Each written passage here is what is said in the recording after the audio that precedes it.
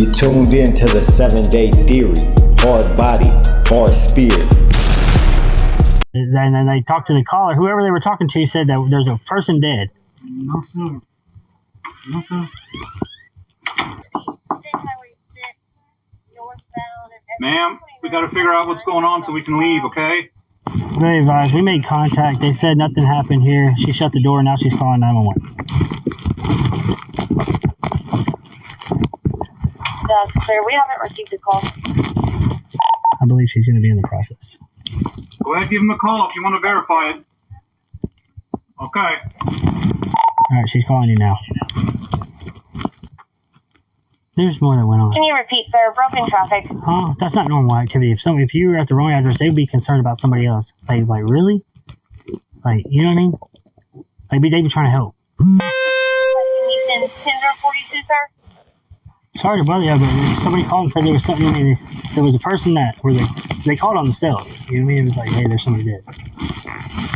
Someone's dead. Yeah. That's what we have. I mean, we're going to take caution. You know what I mean? I wasn't trying to scare y'all. Just this house is way off the roadway. So you just opened the gate and came in? Yes, ma'am. I'll put it back. I have a gate just like it. I can get started at my country. Yeah, when it's something like that's when they say somebody's dead, their life matters more than, you know what I mean? I hear. I didn't damage your gate. I just opened it. What up, my people? You tuned into the 7-day theory. Hard body, hard spirit. Check this. The David case. Every day there's something new coming out. It gets this today. It just gets weirder and weirder. The more we get to know, the more weird, the more dark it is.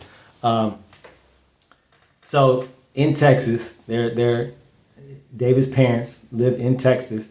I believe it's I want to say Houston, Texas is where they live at. This is his hometown anyway. I think they still live there. And the police went to their house because supposedly there was gunshots and someone was screaming. So they went to the house and she said, "Oh, did you break my gate?" He said, "No, I didn't break your gate, but he's like, if there's a dead person, if there's an unalive person in here, then I need it. That's more important than a gate." So they asked him some questions. They really wasn't trying to answer no questions. They said ain't nothing going on here. Might be the neighbor something. They said it's not. We didn't call nobody. We didn't call nobody over here.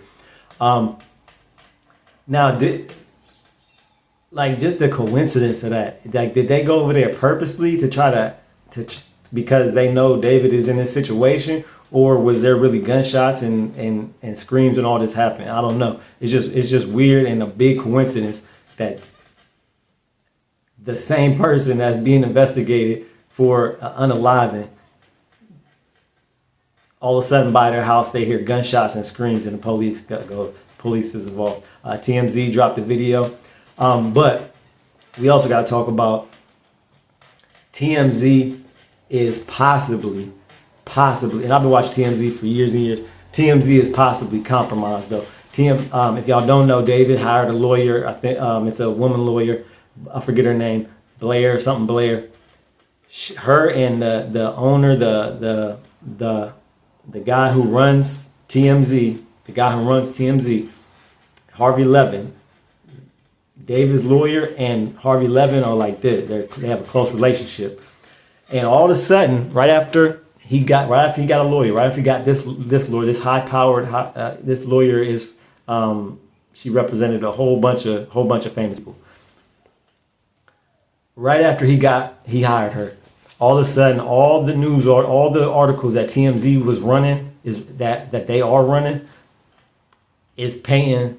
I believe this is propaganda. This is a known tactic where you have a case where it looks like in the public opinion, almost everybody feels like this person is guilty, which the majority do think David is guilty, and everything. I mean, she was found in his car, so everything is pointing to him. He had a relationship with her. Scumbag had a relationship with this little 12-year-old girl, 13-year-old girl. So in situations where in high profile cases, what the defense will do, they will run propaganda and try to push articles and frame articles in a way as to blame the victims or just to paint their their client in a better light and try to sway public opinion. That way, when they go to trial and they pick juries, they have people on the jury that are now like have a doubt, because now they didn't run so much propaganda and put so much doubt into the world, into the media, the news, and everything, the online, internet, everywhere, that now it's really you have this reasonable doubt creeping in, and then people are like, well, maybe he didn't do it, maybe somebody else did it, right? And this is really prevalent in the Karen Reed case, where she allegedly got found not guilty, but she went to trial, had a mistrial first time. Second time she got found not guilty, but supposedly, allegedly, she ran over her boyfriend. And there was this big YouTuber that got behind how Karen was not guilty, and they ran that, and they pretty much had a whole movement of how Karen was not guilty before she even went to trial, right?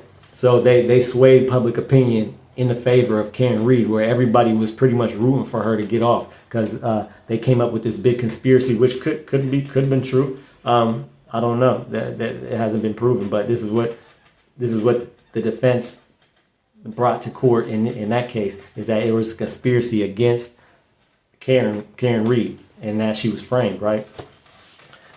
So this is what they're doing. And TMZ, I believe, is compromised because of this relationship that they have with David's lawyer.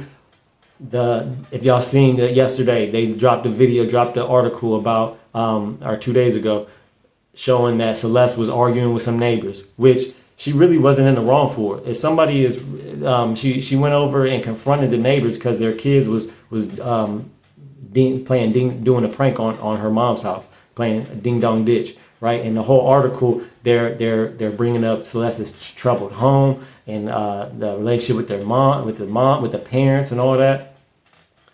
And then that also, before that, they had her ex-boyfriend that she had in high school or in middle school, whatever. It's crazy that she's so young that she wasn't even in high school yet. That's the sick part. She wasn't even in high school yet.